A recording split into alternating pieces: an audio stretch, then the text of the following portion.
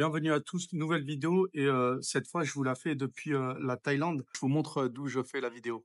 Donc là vous voyez c'est le parking de l'hôtel et en fait tu as une table avec des chaises et je me suis posé là-bas juste le temps de vous faire la vidéo.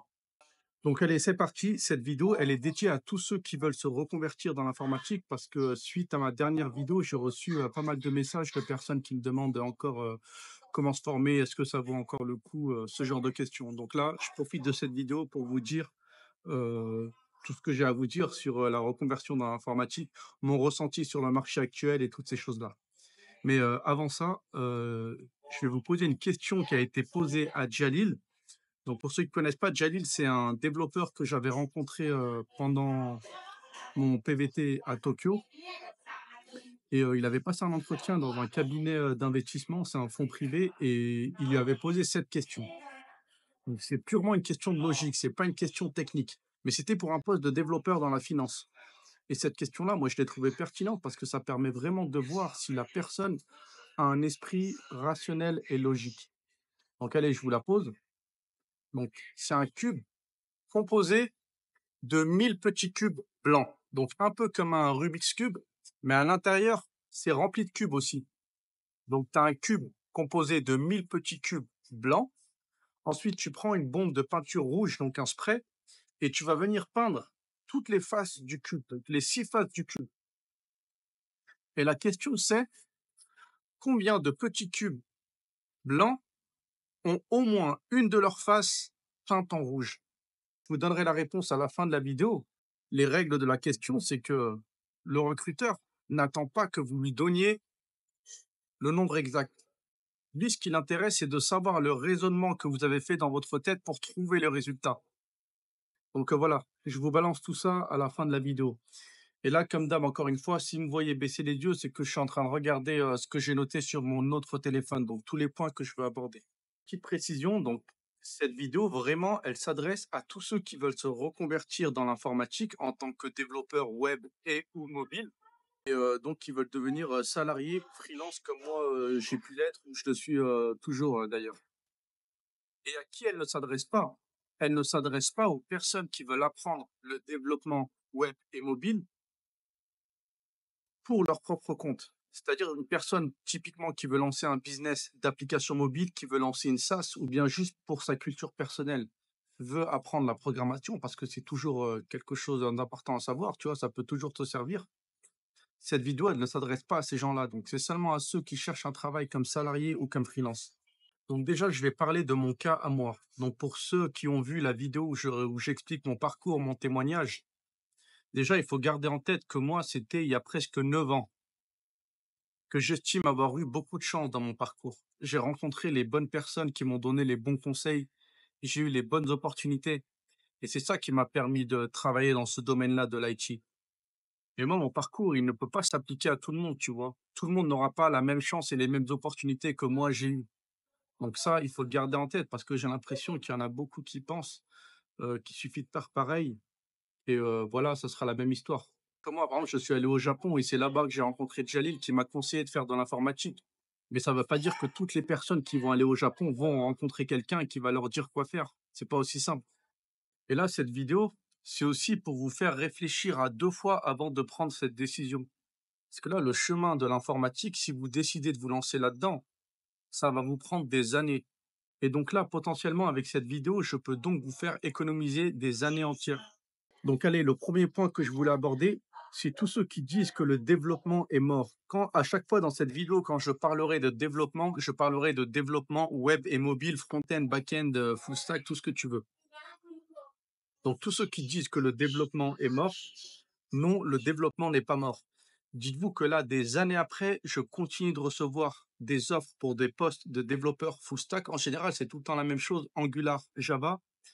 Et c'est des offres venant de cabinets de recrutement ou bien même directement d'entreprises, que ce soit en France ou en Suisse.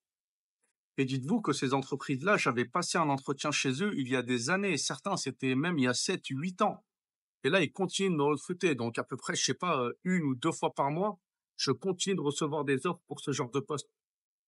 Mais la nuance, c'est que ces offres-là, c'est pas pour les juniors. Moi, ils me les envoient à moi parce qu'ils estiment que je suis expérimenté. Et même s'ils mettent ces offres sur internet, donc sur LinkedIn ou les sites d'offres d'emploi, dites-vous qu'ils vont faire un filtrage de malade. Ils vont garder uniquement les profils les plus expérimentés. Donc, le développement web n'est pas mort, mais il est pour les personnes expérimentées. Pour les profils juniors, c'est tout de suite plus compliqué. Je vais en parler dans la suite de la vidéo. Et donc là, pour tous les juniors qui se lancent dans l'informatique maintenant, dites-vous que vous êtes en concurrence avec des mecs qui ont 10 ans d'expérience. Et honnêtement, c'est très compliqué d'obtenir un poste quand tu es en concurrence avec un mec comme ça. Parce que c'est ces personnes-là qui ont plusieurs années d'expérience qui raflent toutes les offres. Vous savez, c'est la loi de Pareto qui s'applique encore une fois, les 80-20. Donc là, ça veut dire que 80% des offres sont prises par les 20% de développeurs les plus expérimentés. Et les 20% d'offres restantes, elles sont pour les 80% de juniors. Donc là, c'est tout de suite plus compliqué de se démarquer. Et autre point important à savoir, c'est qu'aujourd'hui, en 2025, il y a de plus en plus de juniors sur le marché. Et je vais vous dire d'où ils viennent. Donc déjà, tu as tous ceux qui ont fait, par exemple, l'école 42 de Xavier Niel. Donc ça, c'est ouvert à tous, n'importe qui peut y aller. Ça m'étonnerait même pas qu'il y ait des milliers de personnes qui postulent là-bas chaque année. Après, tu as tous ceux qui sortent de l'université. Donc eux, ils ont fait le parcours classique, licence, master, mathématiques ou informatique, ces choses-là, et qui arrivent sur le marché chaque année. Tu as ceux qui ont fait des écoles d'ingénieurs qui arrivent sur le marché chaque année. Et après, la grande majorité, je pense, c'est que tu as beaucoup de développeurs juniors indépendants qui ont fait une formation sur Internet. Ils ont pris une formation d'un mec qui leur a dit, voilà, je te vends une formation pour t'apprendre à coder. Et j'ai jeté un œil à ces formations. Et 90% de ces formations, c'est pour faire du front-end React. Donc React, c'est un framework front-end qui a été développé par Facebook. Et pourquoi tous ces formateurs-là vous proposent de vous apprendre le React? Parce que React, c'est l'un des frameworks le plus facile à maîtriser quand tu commences dans le dev. Là, je suis pas en train de dire que React, c'est de la merde, hein. Que si c'est facile, c'est que c'est bien, tu vois, c'est accessible, c'est facile à comprendre, c'est que le truc a bien été codé. Mais là, j'ai vraiment l'impression que tous les développeurs juniors qui galèrent à trouver du taf, la plupart, ils ont un profil front-end React. Alors que les offres sur le marché, la plupart des offres, c'est pas forcément du React. Parce que là aussi, l'autre point à avoir en tête, c'est que le marché a changé, les offres ne sont plus les mêmes, l'époque a changé. Dites-vous que dans les années 2000, il suffisait de connaître HTML, CSS, JavaScript, tu pouvais avoir un taf chez Google ou chez Amazon, payer 200 000 euros l'année à Los Angeles. Après, dans les années 2010, ils ont commencé à séparer un petit peu. Tu avais les profils front-end, les profils back-end. Donc, ils recrutaient 2 développeurs. Après, plus les années passaient, plus les développeurs devenaient full stack. Donc là, tu devais connaître du front et du back. Donc, en général, c'était Angular, Java, React, PHP, des trucs comme ça. Vu, tu as 50 000 frameworks différents, mais il fallait être un développeur full stack. Et là, en plus, avec l'arrivée de l'IA, c'est encore plus compliqué. J'en parlerai plus tard dans la vidéo. Et donc là, ceux qui veulent se lancer dans le développement et qui font que du front-end React, dites-vous que là, vous avez 10 ou 20 ans de retard.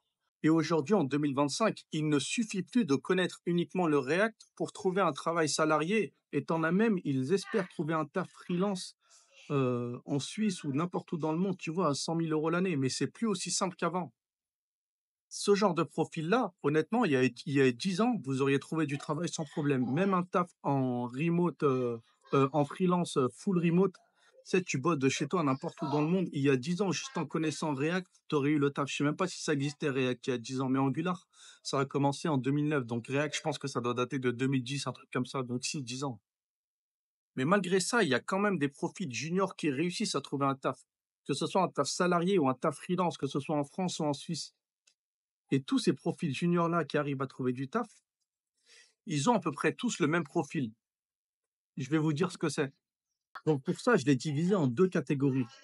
La première catégorie, c'est des mecs qui ont du réseau. Tu vois, ils connaissent déjà un développeur qui travaille dans une boîte et ce développeur-là va les coopter pour les faire rentrer dans la boîte. Ou encore mieux, tu as des mecs qui connaissent carrément des chefs d'entreprise, des CEO, et malgré qu'ils sont juniors, vu qu'ils connaissent quelqu'un, ils auront du travail sans problème. Mais ça, c'est une toute petite minorité des développeurs juniors. Et après, la deuxième catégorie de développeurs juniors qui trouvent un taf, eux aussi, ils ont un profil bien particulier. Donc là, je parle des mecs qui n'ont pas de réseau et qui arrivent à trouver un taf, hein.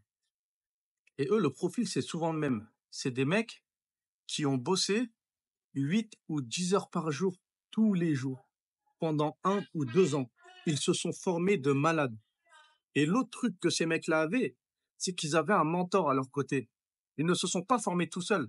Enfin, ils se sont formés tout seuls. Mais quand ils avaient des questions, des points de blocage, des trucs comme ça, ils avaient quelqu'un, ils avaient un développeur expérimenté à qui poser la question. Parce que ça aussi, c'est un truc super important dans le développement. C'est qu'il faut connaître les bonnes pratiques de développement. Parce que si tu t'y mets tout seul, déjà, tu vas avancer doucement. Mais le pire, c'est que tu vas apprendre les mauvaises pratiques. Et une fois que tu les as apprises, c'est très difficile de t'en débarrasser. Donc en plus, tu vas passer du temps parce que les mauvaises pratiques, c'est quoi? C'est que tu vas faire une tâche, mais tu vas la faire de la mauvaise manière. Ça va te prendre du temps à la faire et ça ne sera pas optimisé. Alors que si tu as un développeur expérimenté, il va te dire non, voilà ce que c'est que la bonne pratique. Et en général, c'est plus optimisé, c'est plus simple et c'est plus rapide. Donc là, tu économises du temps de malade quand tu as quelqu'un à tes côtés. Et rappelez-vous, même moi, quand j'ai commencé à travailler dans le dev, avant d'aller en Suisse, donc là, j'ai bossé tous les jours, 8 heures par jour, voire plus, et même le week-end, tu vois, je bossais de chez moi. Et aussi, le point super important, je l'avais dit dans ma vidéo témoignage, c'est que moi, j'avais un expert à mes côtés. Dans la boîte où j'étais, il était assis juste à côté de moi. Donc, dès que j'avais une question, je lui posais, il me répondait, ça me faisait économiser des journées de travail, et je connaissais directement la bonne pratique, la bonne manière de faire en 5 minutes. Et donc là, soyez honnête avec vous. Honnêtement, vous pensez que ce genre de profils-là, qui sont prêts à bosser 8, 10 heures par jour pendant des années et qui ont un mentor à leur côté, ça représente quel pourcentage de tous les mecs qui se lancent dans le développement en tant que junior? Moi, je pense que c'est même pas du 1%. Mais après, si vous pensez pouvoir faire partie de ces 1%-là, oui, ça vaut le coup de se lancer dans le développement en 2025. Moi, honnêtement, si je devais partir de zéro aujourd'hui, je suis même pas sûr que je me lancerai dans le dev. Ou alors, si je me lancerai dans le dev, ce serait pour faire mes propres projets, mes projets perso à moi. Ce serait pas dans l'optique de devenir salarié ou freelance. Mais ça, encore une fois, c'est pas les gens à qui s'adresse cette vidéo. Je m'adresse pas à ces profils-là. Et là, je me rappelle d'un truc aussi. C'est qu'à l'époque, dans les ESN, donc ESN, c'est les entreprises services du numérique. À l'époque, ça s'appelait les SS2I. Il y avait un turnover de 50%. Donc, dites-vous que chaque année, tu avais 50% des salariés qui quittaient la boîte. Donc l'entreprise devait recruter de nouveaux profils pour remplacer ces 50%-là qui sont partis. Donc tu avais un turnover de malade. Tu avais des offres d'emploi à tire-larigot toute l'année. Et là, aujourd'hui, en 2025, je pense que ce turnover-là, maintenant, il est descendu à 10%. Que là, tellement le marché il est devenu compliqué, les gens s'accrochent à leur travail, les gens ne partent plus. Donc ça veut dire qu'il y a moins d'offres sur le marché, mais tu as quand même de plus en plus de développeurs juniors qui arrivent sur le marché. Donc la compétition, elle est hardcore comparée à il y a quelques années. Et autre point important à préciser aussi, parce que ça, il y en a, ils ont tendance à l'oublier. Cette fois, je m'adresse aux hommes maghrébins juste pour cette vidéo, qui sont juniors dans le développement. Dites-vous que même les Français de souche ils galèrent à trouver du travail en tant que junior. Donc si toi, en plus, tu es un homme maghrébin, tu vas passer en dernier. En France, je parle. Dites-vous que même la française Chantal, 50 ans, qui s'est reconvertie dans l'informatique, elle connaît que le HTML, CSS, un petit peu JavaScript, elle va passer avant vous. Parce qu'en plus, même ça, les entreprises d'IT, quand tu es une femme, c'est plus facile. Tellement il y a que des mecs dans ce milieu, dès qu'une femme postule, elle est automatiquement prioritaire. Et autre point important à préciser aussi, c'est l'arrivée de l'intelligence artificielle. Dites-vous qu'à l'époque, les entreprises, par exemple, allaient recruter 2 développeurs front et 2 développeurs back. Ensuite, elles sont passées à 2 développeurs full stack. Donc, économie pour les entreprises, moins de personnel, donc autant d'offres, mais toujours plus de candidats. Mais là, avec l'arrivée de l'IA, les entreprises, elles vont prendre un développeur full stack et l'IA. Donc là, aujourd'hui, grâce à l'IA, un développeur full stack, ça équivaut à 4 développeurs il y a quelques années. Donc là, encore une fois, toujours plus de candidats et toujours moins d'offres. Donc là, quand même, un peu d'espoir dans ce monde de brut. Donc imagine que tu es un développeur junior, tu es passé entre les mailles du filet et tu as réussi à choper un taf. Que ce soit salarié, CDI, freelance en France ou en Suisse, je vais te dire ce qui t'attend maintenant. Donc là, premier point important, c'est que le taf de développeur, c'est pas un taf de bureau classique. Tu vois, c'est pas un taf de fonctionnaire ou un taf où tu es sur Excel, tu remplis des cellules toute la journée. Ce genre de taf-là, tu sais, tu vas te former quelques mois au début et tu es tranquille pendant 40 ans. Mais le taf de dev, tous les ans, tu dois te former. Tous les ans, il y a des nouveaux frameworks qui sortent. Il y a des mises à jour qui sortent. Et tu dois les apprendre tous les ans pour rester à la page ou sinon tu seras largué. Et autre point aussi que certains oublient, c'est l'âge. Dites-vous que dans les entreprises d'IT, à l'époque où j'y étais, la moyenne d'âge, c'était 25 ans. Et tu vois, tu es là, tu dis, c'est bizarre, pourquoi il y a que des jeunes, tu vois? Mais après, quand tu prends de l'âge, tu commences à comprendre. C'est que dès que tu commences à arriver à 35, 40 ans, 50 ans, je te jure, tu n'as plus la même vivacité d'esprit que quand tu avais 20 ans. Tu comprends plus les choses aussi rapidement. Tu apprends plus aussi vite. Et l'autre truc aussi, c'est que quand tu as 35, 40 ou plus, tu sais, tu commences à avoir une vie de famille, tu as des enfants. Tu n'as plus le temps que tu avais quand tu avais 20, 25 ans. Tu n'as plus le temps de te former tous les jours, de te renseigner sur les nouvelles technologies qui sortent. Donc là aussi, c'est beaucoup plus compliqué et tu peux très vite te retrouver largué. Et c'est pour ça qu'il y en a beaucoup, hein. Quand ils arrivent à 40, 45 ans, tu as deux catégories. Tu as les mecs qui ne veulent plus coder du tout, mais ils restent dans le monde de l'IT. Donc eux, ils vont finir chef de projet, manager, ou bien carrément, ils vont ouvrir leur boîte d'informatique. Et tu as une autre catégorie qui, eux, ne veulent plus rien avoir à faire avec le monde de la tech. Tellement ils ont codé pendant des dizaines d'années, ça leur sort par les yeux. Et là, le mec, t'en as, il se dit, voilà, il va faire une formation de pâtissier, il va ouvrir sa pâtisserie. J'ai connu un mec, il avait fait ça, il avait ouvert une auberge de jeunesse. Et après, les plus malins d'entre eux, donc ceux qui avaient des hauts salaires, eux, ils ont économisé pendant des années, ils ont investi leur argent, et il y a 40 ans, le mec est rentier, il vit de ses rentes. Tu sais, tout ce qu'il a investi, ça va lui rapporter 2 000 à 3 000 euros par mois, et c'est bon, il arrête de travailler. Donc là, si vous voulez vous lancer dans l'IT à un âge avancé, enfin avancé, si vous avez plus de 30 ans, 35 ans et que vous voulez vous lancer dans l'IT, gardez bien ça en tête. Franchement, ça va être très, très compliqué. Honnêtement, est-ce que vous voyez encore devant un ordinateur en train de coder à 60 ans? J'ai jamais vu de développeur de plus de, je crois, le plus vieux que j'ai vu, il devait avoir 45 ans. Mais je vous jure, la moyenne d'âge est très basse dans le monde du développement web et mobile. Et là, cette partie, elle va s'adresser aux développeurs expérimentés. Donc, des développeurs qui ont plus de 3 à 5 ans d'expérience. Là aussi, j'en ai quelques-uns qui me contactent et qui me demandent comment faire pour trouver du taf en freelance, en full remote. Donc, full remote, ça veut dire 100% télétravail, tu vois, tu n'as jamais besoin d'aller dans l'entreprise. Moi, dites-vous que le travail en full remote que j'avais trouvé, j'ai eu une chance de malade mental. Normalement, ça n'existe pas, ce genre de taf. Et dites-vous que même entre nous, donc les développeurs de la startup pour laquelle on bossait, on se disait, mais c'est une dinguerie, ce taf-là. C'était du 100% remote pendant des années. On pouvait travailler de n'importe où dans la planète, t'es payé 500 euros par jour. C'est une dinguerie. Et là aussi, méfiez-vous des offres de full remote que vous voyez sur Internet, parce qu'il y en a quelques-uns, ils te mettent, nous recherchons un développeur en freelance full remote. Et tu sais, toi, tu es là, tu te dis, cool, je vais pouvoir aller à Bali ou à Bangkok ou n'importe où et bosser, tu sais, avec les pieds dans l'eau et j'ai un pouvoir d'achat de malade. Mais ça, c'est pas vrai. Parce que quand tu passes l'entretien, l'entreprise va exiger que tu viennes dans leurs locaux au moins une fois par semaine et une fois par mois. Et même une fois par mois, ça paraît peu, mais juste une fois par mois, tu es bloqué dans la ville où tu es, tu ne peux pas partir. Et après, tu as un autre type de mission full remote, parce que le full remote, ça existe, mais ça sera pas des missions de plusieurs années, même plusieurs mois. En général, ça sera des missions de 1 ou 2 semaines. Et ces missions-là, dites-vous que vous allez être en concurrence avec la terre entière. Donc, tu as tous les développeurs du Pakistan, d'Inde, du Vietnam, de tous ces pays-là, parce qu'ils sont bons en plus, hein. Enfin, ils sont bons. Soit ils ont le même niveau que toi, soit ils sont meilleurs que toi. Mais le pire, c'est que ces mecs-là, ils vont pas demander 500 euros par jour. Eux, pour 100 euros par jour, ils le font le taf. Donc, pourquoi l'entreprise va te payer toi 500 euros, 600 euros par jour, alors que tu as un mec qui coûte 5 fois moins cher et qui fait le même travail que toi au mieux? Donc là, je le rappelle encore une fois, cette vidéo, vraiment, elle est dédiée à ceux qui veulent se reconvertir dans l'informatique, développement web et mobile, et qui pensent que ça sera facile de trouver un travail CDI en France, en Suisse, n'importe où, ou bien un taf en freelance. Le marché n'est plus du tout le même. Ça sera super, super compliqué.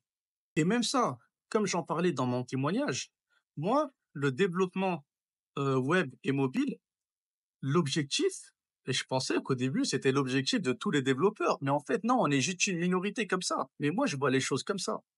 Si tu veux apprendre ça, c'est pour te lancer un business à toi. Parce que contrairement à un autre taf, typiquement un taf de production ou un truc comme ça, tu vois, un salarié boulanger, il va faire son pain. Si le salarié part, l'entreprise ne va plus gagner d'argent grâce à ce salarié. Ou bien un vendeur dans un magasin. Tant qu'il est là, l'entreprise gagne de l'argent. Mais le jour où il part, l'entreprise ne gagnera plus d'argent grâce à lui. Alors que le développement, c'est totalement différent. Dites-vous que là, quand vous allez travailler en tant que développeur, tous les sites internet que vous allez faire, toutes les applications mobiles que vous allez faire, toutes les SaaS que vous allez faire pour un patron, le jour où vous allez partir, votre travail, ce que vous avez fait, ça va continuer à rapporter de l'argent à l'entreprise pendant des années. Et quand je dis des années, c'est pas 1 ou 2 ans, hein. Tu peux faire une application, un site internet, il va tourner pendant 10, 15, 20 ans.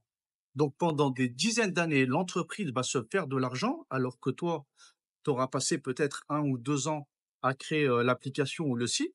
Mais une fois que tu es parti, ils t'ont viré ou tu es parti de toi-même, ça ne va plus rien te rapporter à toi. Mais l'entreprise, tous les mois, elle va se générer de l'argent avec ton travail. Donc là, c'est pour ça que moi, le taf de dev, vraiment, l'objectif final, normalement, c'est de lancer ton business, c'est de lancer ton application, ta SaaS, ton site, un truc comme ça, qui va te générer de l'argent à toi pendant des années. Certes, tu vas travailler au début, pendant des mois, ou bien, je sais pas, ça va te prendre 1 an ou 2 ans. Moi, mes applications, typiquement, quand je bosse sur une application, c'est quelques mois. Et après, pendant des années, tous les mois, ça te génère un revenu. Tu fais des petites mises à jour quelques fois dans l'année. Mais au moins, je sais que le fruit de mon travail, il est à 100% pour moi. Et j'arrête de travailler pour les autres qui, eux, vont se générer de l'argent pendant des années grâce à mon travail. Et moi, le jour où je pars, j'ai plus rien. Honnêtement, c'est pas le meilleur calcul, hein. Mais bon, vous inquiétez pas, là, cette vidéo, c'était vraiment pour vous parler du monde de l'informatique. Mais là, la prochaine vidéo, je vais essayer de vous donner les clés qui vont vous permettre de trouver dans quel secteur vous lancer. Parce que ça aussi, les gens, en général, ils arrivent tout le temps en retard, peu importe le domaine. Et là, dans la prochaine vidéo, vous allez comprendre, par exemple, pourquoi j'ai choisi de vivre au Vietnam et pas au Japon. Pourquoi je délaisse le développement de plus en plus. Comment trouver les domaines porteurs pour l'avenir. Comment se tenir informé. C'est ça qui manque à énormément de gens. Les gens, en général, les informations, quand ils les découvrent sur YouTube, ils ont déjà des années de retard. Comme bah, typiquement dans l'informatique, ceux qui s'intéressent à l'informatique en 2025, les gars, vous avez 20 ans de retard. Mais moi, quand je me suis lancé en 2016, j'estimais déjà que j'avais 10 ans de retard. J'étais là, je me dis, putain, t'as des mecs, ils sont dans ce milieu-là depuis les années 2000 et moi, j'arrive en 2016. Donc, imaginez là ceux qui arrivent en 2025 avec l'arrivée de l'IA et tout, mais le retard à rattraper, il est immense. Mais vous inquiétez pas encore une fois, dans la prochaine vidéo, franchement, elle va être super intéressante pour beaucoup de monde en plus. J'ai déjà commencé à noter les points que je voulais aborder et là, je pense que ça va vraiment vous permettre de trouver les secteurs d'avenir, enfin en tout cas la stratégie que moi j'utilise pour me tenir informé et savoir les marchés qui vont être porteurs de ces choses-là. Et je pense que ça pourra aider beaucoup de monde.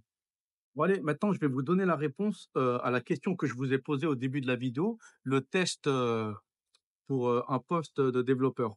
Donc là, déjà, je vais vous dire la mauvaise manière de réfléchir. Donc ça, je pense que c'est la majorité des gens qui ont réfléchi comme ça. Ils se disent, déjà, la première étape, c'est de visualiser le cube dans sa tête. Donc là, je vous ai dit que c'est un cube composé de 1000 petits cubes. Donc là, tu te dis, en fait, c'est 10 par 10. Donc 10 fois 10, 100, et tu as 10 étages. Donc tu as un cube de 10 de côté, donc 10, 10. Donc déjà, il faut que tu te visualises le cube comme ça. Après, je vous ai dit, on va peindre toutes les faces en rouge.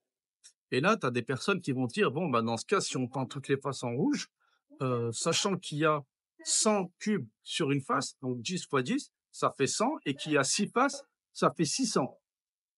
Mais après, faut penser aux cubes qu'il y a dans les arêtes. Donc dans les arêtes, ces cubes-là, ils sont partagés entre 2 faces, et bien sûr, il faut les compter qu'une seule fois, et en plus, tu as les cubes qui sont dans les sommets, dans les coins. Eux, ils sont partagés entre 3 faces et il faut toujours les compter qu'une seule fois. Et là, le calcul devient tout de suite plus compliqué quand tu commences à raisonner comme ça. Et en réalité, la stratégie, ce que le recruteur attend, c'est qu'il faut réfléchir à l'envers.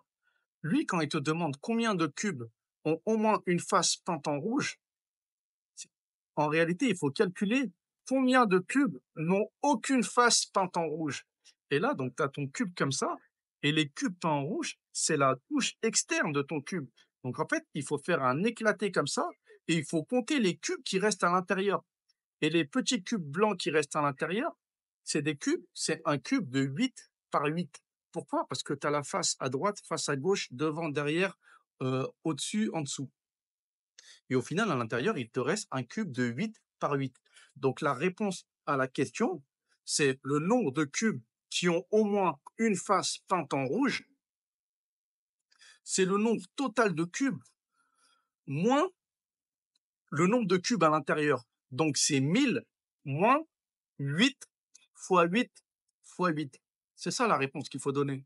Et il ne faut pas donner le nombre de cubes exact. Ce n'est pas la question qui a été posée. Si vous donnez le nombre de cubes exact, c'est que vous n'avez pas compris l'énoncé, vous n'avez pas respecté l'énoncé. Donc voilà, si pour ceux qui avaient trouvé le bon raisonnement, good game à vous. Franchement, c'est que vous avez vraiment un esprit logique pour le coup. Et les autres, après, bon, c'est pas un test éliminatoire, ça c'était juste un test, mais c'est une vraie question qui a été posée pour un vrai taf bien payé dans un fonds d'investissement privé, tu vois. Donc, encore une fois, c'est pas éliminatoire. Ça, vous pouvez le pratiquer un petit peu. Mais en général, les tests de logique comme ça, de ce que j'ai remarqué, moi, c'est souvent inné, tu vois. Tu as des gens, ils sont plus logiques que d'autres, tu peux rien, tu vois. Tu peux pratiquer, t'entraîner un petit peu, mais c'est une manière de réfléchir que tout le monde n'a pas. Donc voilà, je vais essayer de vous faire des vidéos un petit peu plus souvent. Donc déjà, la deuxième partie de cette vidéo, je vais essayer de la faire demain ou dans 2 jours. Et après, je verrai. Donc, si vous avez des idées de vidéos ou bien des questions que vous vous posez, n'hésitez pas à les marquer en commentaire. Comme d'hab, vous pouvez me contacter sur Instagram ou sur Discord. Et je suis aussi en train de préparer un projet pour toutes les personnes expatriées ou qui veulent s'expatrier. Là, je suis encore en train de réfléchir au cahier des charges que je vais vous mettre dedans. Je vais vous l'annoncer dans une vidéo. Mais comme je vous l'avais dit avant, moi, franchement, là, j'ai envie de passer à des choses concrètes. J'ai pas envie de vous faire des vidéos juste pour vous faire des vidéos et que personne n'avance. Là, vraiment, l'objectif, c'est que tout le monde avance et que toutes les personnes qui ont déjà quitté la France ou qui souhaitent quitter la France puissent le faire, puissent se créer un réseau, des trucs comme ça. Donc voilà le projet sur lequel je suis en train de travailler, mais je vous en dirai plus très bientôt. Merci encore, à plus.